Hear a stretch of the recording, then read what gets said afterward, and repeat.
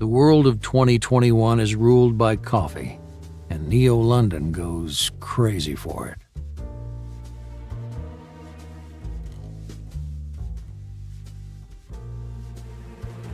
They say that in this job only two cases matter, the one that breaks you and the one that makes you a real cop.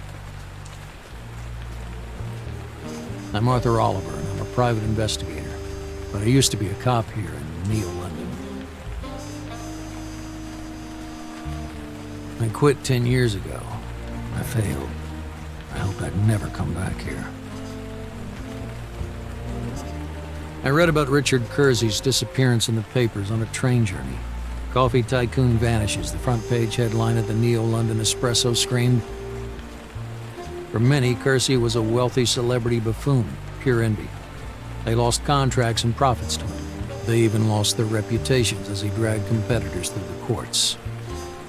And me, I lost a lot more to him. Catherine, my beloved, and his wife.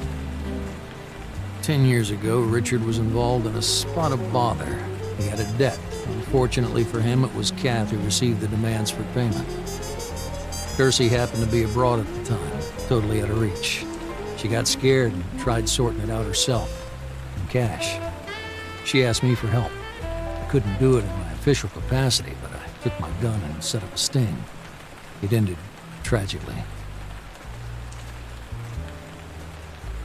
A few days ago, Henry called, Richard's older brother. He sounded down, just like me. Okay, I know all about it, Arthur. You quit the force, you're still tormented by Kath's murder. Listen, Richard's daughter doesn't have to know anything about you two, nor Richard. But I'm begging you, help me find him. I'll give you a flat to live in, some cash, and a cover story that you're a salesman. Just come, please. So I'm in Neo-London again. The business with Catherine broke me. So maybe the case with Richard will be the one to make me a real cop again.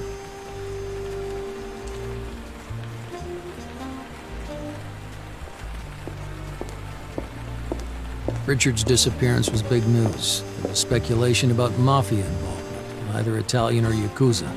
I think there might be something in that. Little Clarabelle, Richard and Kath's daughter. Last time I saw her was at her mother's funeral. I wanted to comfort her. Now it looks like it's her who wants to comfort me. She's so like her mother, especially her eyes.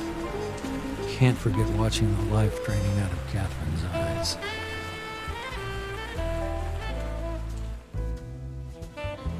On the way to the hotel, Clarabelle told me her father might have been kidnapped by an angry competitor. It's a possibility. Kersey did all sorts of weird deals with even weirder people.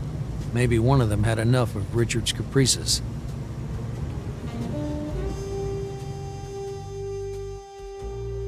Over the phone, Clarabelle confirmed what Henry had promised. There was a flat and a position as a salesperson in their family business. That was to make investigating easier.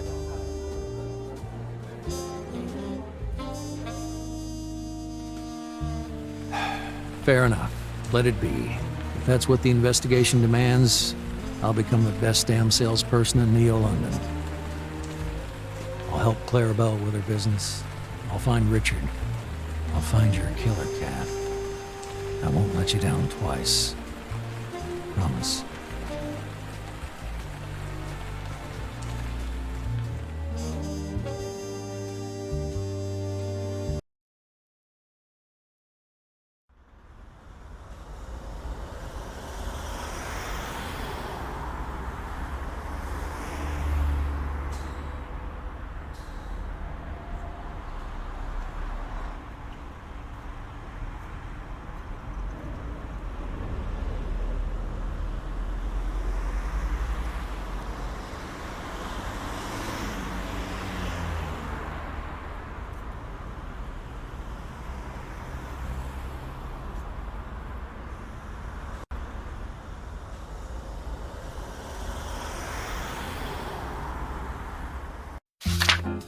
Dear Arthur, thank you again for agreeing to work on this case in such unusual circumstances. As I mentioned during our last meeting, Uncle Henry and I suspect that one of my father's business partners must be involved in his disappearance, or at least knows something about it.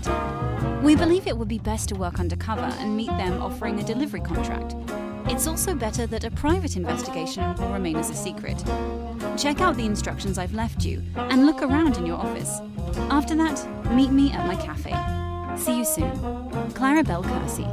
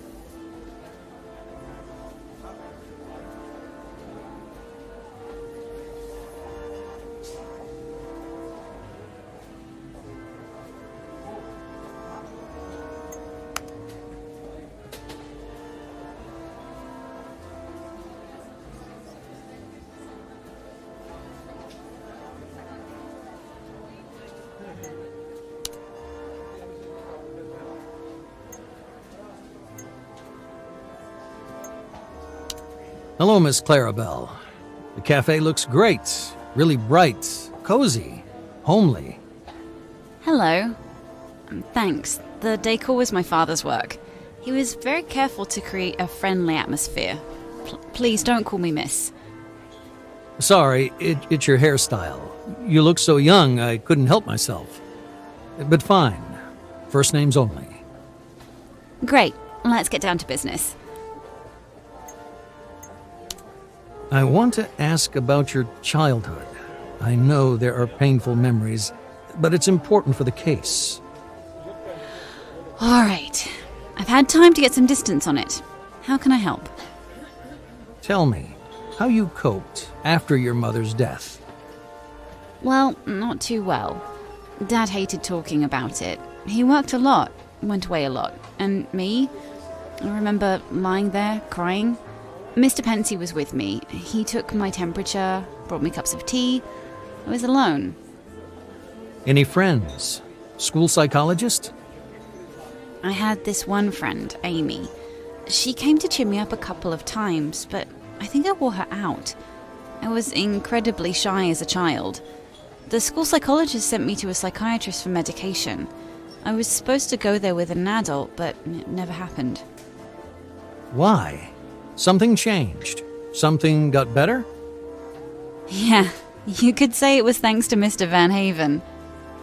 Hold on, I'll write this down. Who was it? Joseph Van Haven, Dad's friend from college. He and his wife Amanda offered to take care of me, together with his housekeeper.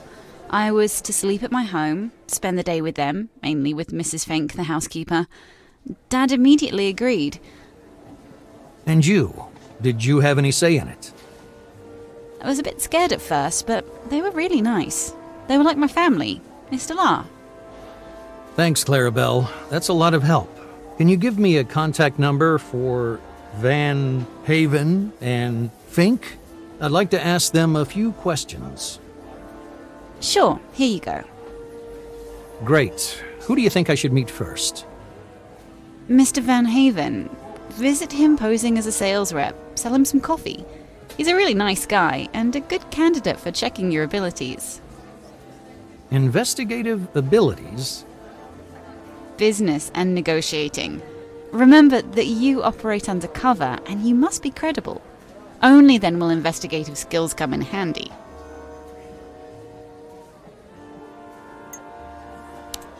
What should I know about Richard's disappearance? Neither I nor Uncle Henry have a clue what happened to my dad. Have you looked at the materials from the last meeting? Everything I know is in there. You remember what we agreed yesterday. What do I need to know? I reckon there's a business connection involved in my dad's disappearance. To find out who, you're going to have to get the London business community to trust you. Pretending to be a sales rep, right? Well, you're really going to become one. You're going to set up meetings, set up deals, and sign contracts. You'll be managing a team, planning budgets. It's the only way to be credible and get closer to the suspects. So, we need to practice sales meetings. Can't I interrogate them the usual way? You know, put a gun to the temples like in the old days? I don't need to practice that, you know. Focus, Arthur. Okay, I was only joking. So I'm a sales rep, right? Sales manager. And no, that doesn't mean you can use a gun.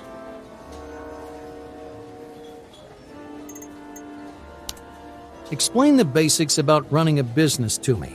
Better still, as a manager, shouldn't I have a competent deputy?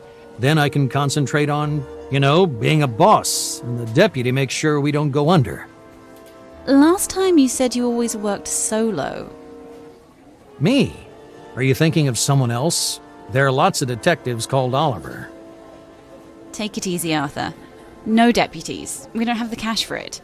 Start by visiting all the departments. You'll learn how to establish the scale of production, audit advertising activity, and plan expenditure, as well as team building and managing people. Huh. So, I might find a deputy? Of course. I'm sure you'll pick it all up faster than you imagine. A lot of our processes are automated, so you're not likely to cause any catastrophes. You're sure good at encouragement. Okay, I'll give it a go. I'm not sure I'm a negotiator. How can I learn? Can it be learned? Of course.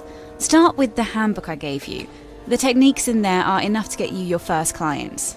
They won't be too demanding. After that, well, practice makes perfect. Did you have to say that? Sorry, I couldn't help myself. How do I set up a meeting with a client? You can't just charge straight at it. First, you have to have a credible business proposition. To prepare that, you need to know what the client needs. They always want the same. Something cheap and high quality. More or less, but it's a little more subtle than that. Give this list of Dad's contacts to the people in the management department. They'll set up the first meetings for you and get the clients interested so you can practice your sales pitch. So, then I go and see them and close the deal. Is that all? That's about the half of it. Before meeting them, you have to find out who you're dealing with, so you know how to approach them. Preparation is vital to good negotiating. By assigning specific tasks to employees, you can get interesting information about clients that will be helpful during the meeting. I see. Is there anything in this work that isn't vital? Sure, a gun license for start. So, where do we get the coffee from? The production department sees to that. Using the console in your office, you decide how much of a given brand to produce in a given week.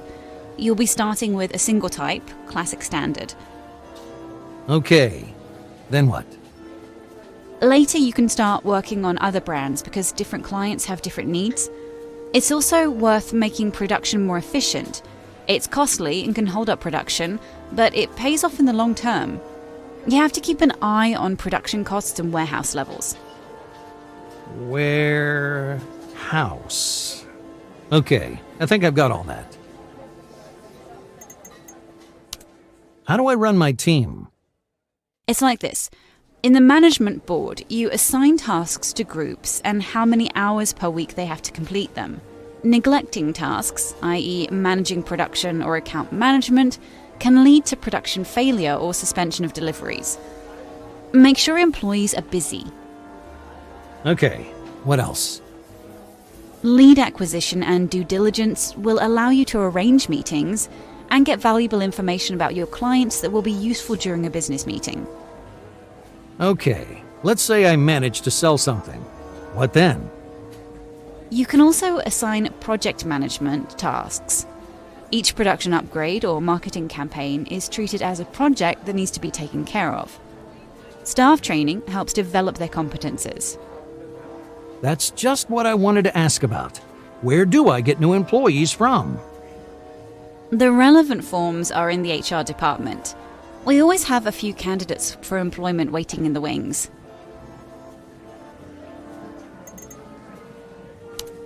I guess I should also be overseeing the costs and expenses. Where do I find out about that? Finance. A detailed list of income and expenditure is in the profit and loss account. What if there's nothing in my account and I need a loan? You can borrow money, but only up to the company's debt limit. Clarabelle, did you ever hear of a detective in debt? Nope, but I've read of a few. What if I need to advertise a product?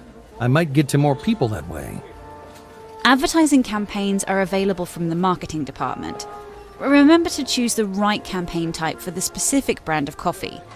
A well-chosen campaign will increase brand awareness and demand for your products. After my first meeting, I might need a campaign like that. Just a little one.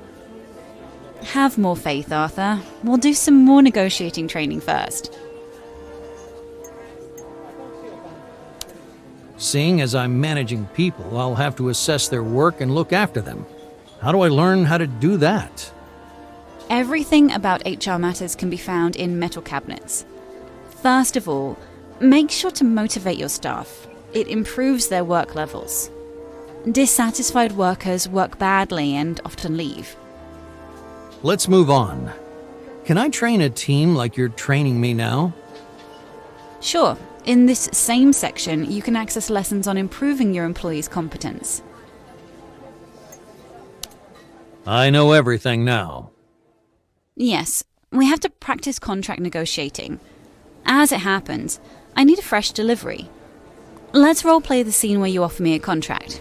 Ready? Couldn't be readier. Let's start.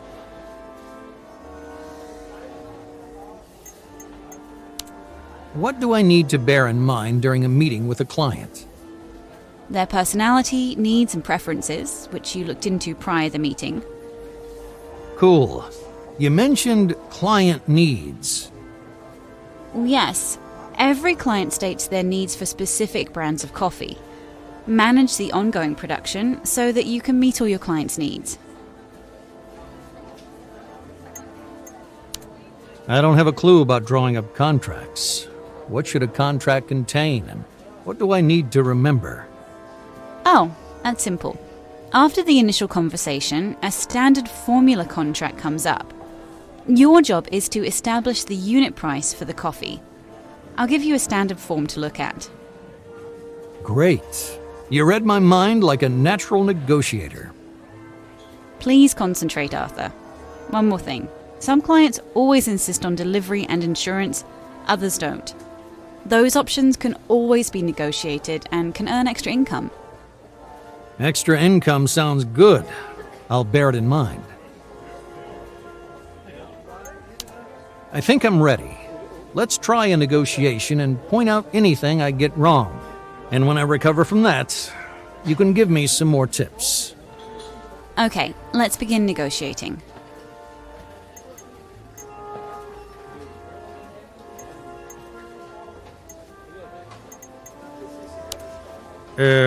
Okay. I got this. Good morning. I've come about your coffee supplies, namely the classic standard. We can offer competitive terms and, what was next? No, if you start like that, there's no way you'll succeed. You have to be prepared for negotiating and know what to start the conversation with. Improvising is okay too, but it has to be snappy. I can do snappy. Great, show me.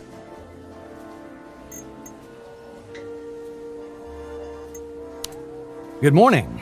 I've come to talk about supplying our coffee to you, but if I'm going to talk about coffee with such a lovely lady, it will have to be over a coffee. Oh dear, Arthur. Complimenting my appearance or flirting with me really isn't a good idea in a business context. I know you meant to be nice, but someone else might take it differently. Very differently. Can we move on to establishing the terms of the agreement? What does a contract like this look like? Here's a standard contract. Here, look.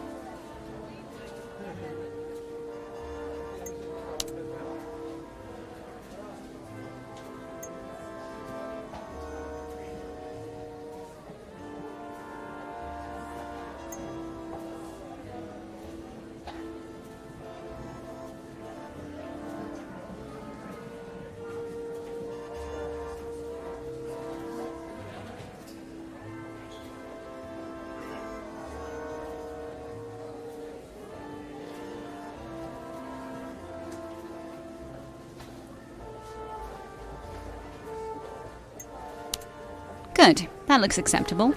Be prepared that the client will want to renegotiate the terms here. Assume that they're going to ask for a price lower by this percentage. How are you going to persuade me your offer is already attractive enough?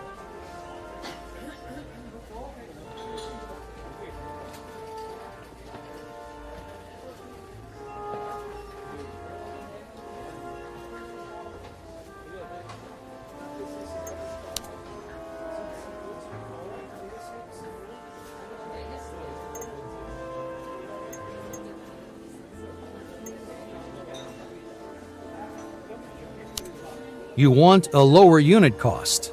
We can do that, but only under certain conditions. Such as? We can do it if you order 3 times this amount, or if you extend the period of the agreement. That's the only way it's worthwhile for us. Those are pretty steep demands. Perhaps it's better to consider the initial price again. I feel a little backed up against a wall. I don't feel like you're treating me like an equal partner. The tactic can be effective, but it's risky. They might see you as being rude and you'll lose the chance of further contacts.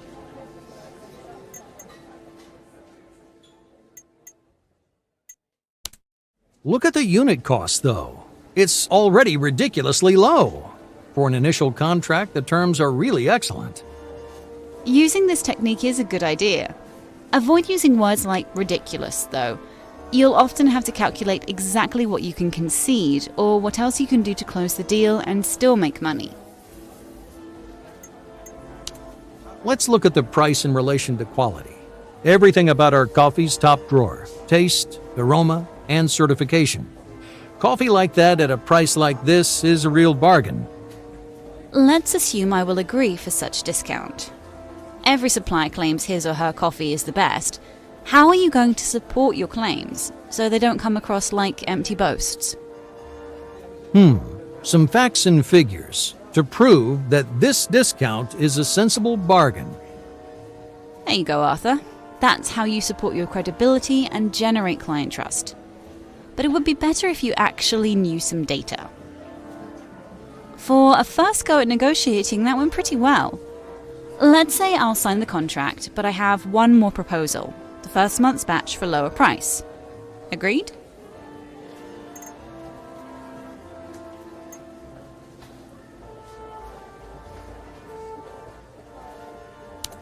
Let me think about that. I can do you a month's free supplies if you'll extend the contract. How about that? Of course. That's a great move, Arthur. That defense doesn't cause any discomfort or disappointment to the client by refusing his or her request, and you stand to gain by it. But seriously, let's agree to this discount. I think that covers everything.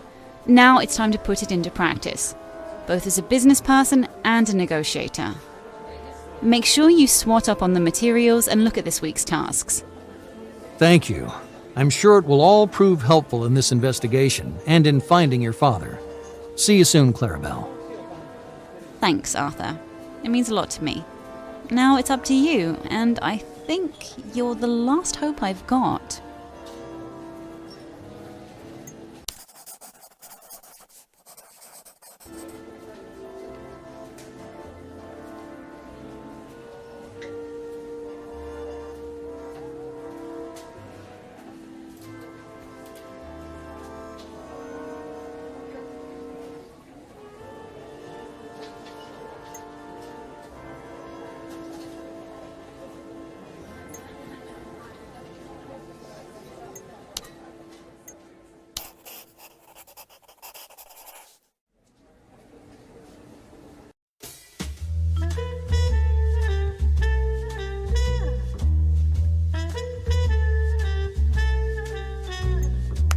I should sum up what happened after that meeting.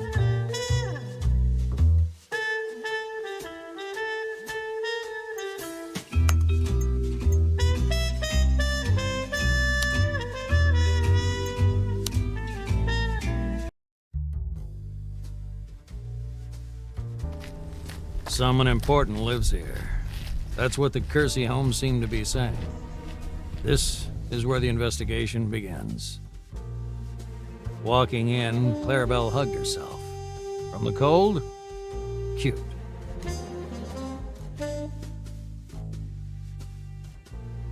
Clarabelle only slept here, though. After her mother's death, she was taken in by Joseph Van Haven, her father's friend, who treated her like his own daughter. His wife tried. Mostly, though, she left her to the housekeeper, Mrs. Fink. Why did the Van Havens raise the Kersey kid? A friendly favor? Guilt.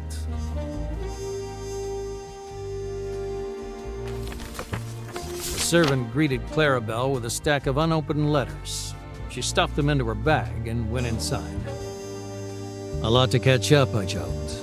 And Clarabelle explained that she no longer lives in the residence with her beloved.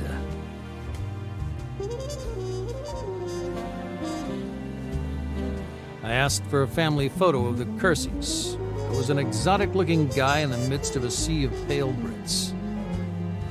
Mr. Gabriel was an artist who taught Clarabelle to draw. He looked pretty stiff, probably trying to avoid her dreamy eyes.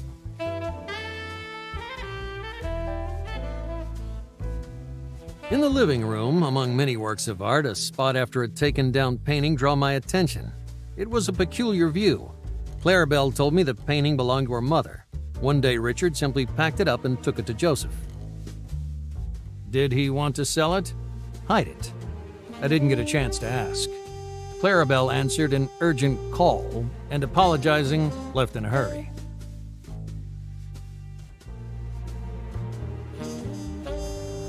I went to gather my thoughts.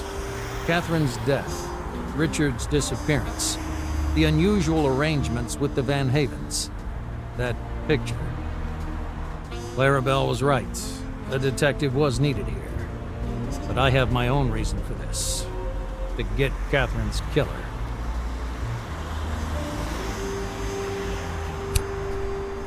All in good time. The last lead is Richard's disappearance. Perhaps the best-known coffee supplier in London. I'll start by entering into his world. That means turning into a businessman. My first customer will be Richard's old friend and Clarabelle's ward, Joseph Van Haven. Clarabelle gave me his address and phone number. He's an old, experienced trader. I'd better prepare thoroughly.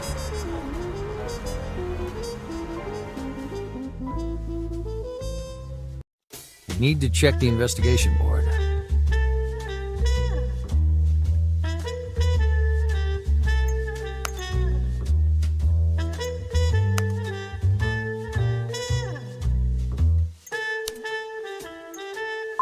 Now I need to set the new clues and data on the board.